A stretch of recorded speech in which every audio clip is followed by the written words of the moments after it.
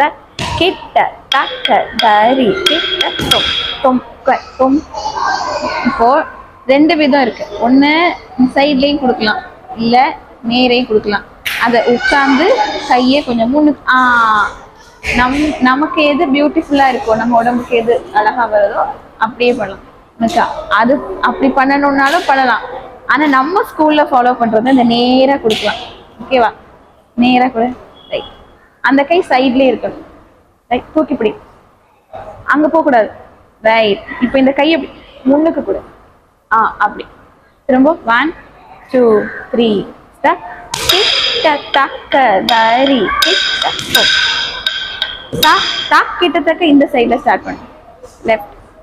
இந்த கை இங்க இருக்க கூடாதா, ரொம்ப இல்ல, கொஞ்சம் கீழே கீழே. லெஃப்ட் சைட் 1 2 டக்.